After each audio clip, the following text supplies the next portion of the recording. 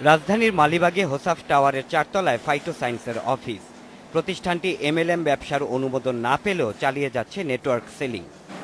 MLM এর ব্যবসা করে, হলো ওই যে মালয়েশিয়ান ওষুধ বিক্রি করে। গেল বৃহস্পতিবার প্রতিষ্ঠানটিতে গেলে মিডিয়া এসেছে শুনে গেটে তালা লাগিয়ে চলে যায় এর কর্মকর্তারা। রবিবারও একই অবস্থা, তবে সোমবারে গিয়ে পাওয়া গেল কর্মকর্তাদের। মালয়েশিয়ার এ পণ্যটি 2600 টাকায় বিক্রি করছে প্রতিষ্ঠানটি। এমএলএম ব্যবসার আদলে ইতোমধ্যে 350 পণ্য বিক্রি করা হয়েছে। তবে একে এমএলএম ব্যবসা বলতে নারাজ কর্মকর্তারা।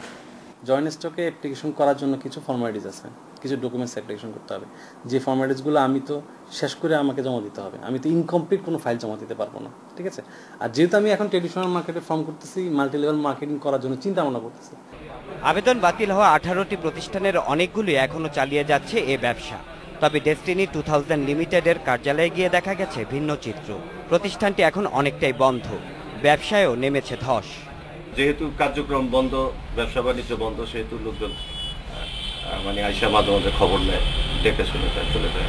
আর অনুমোদন পাওয়া 5টি প্রতিষ্ঠানের কাজ চলছে দ্রুত গতিতে।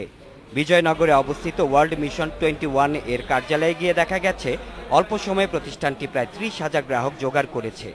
তবে প্রতিষ্ঠানটির বাইরে ও ভেতরে নেই কোনো সাইনবোর্ড। বাণিজ্য মন্ত্রণালয় বলছে অনুমোদন ছাড়া কেউ এমএলএম ব্যবসা করতে পারবে না।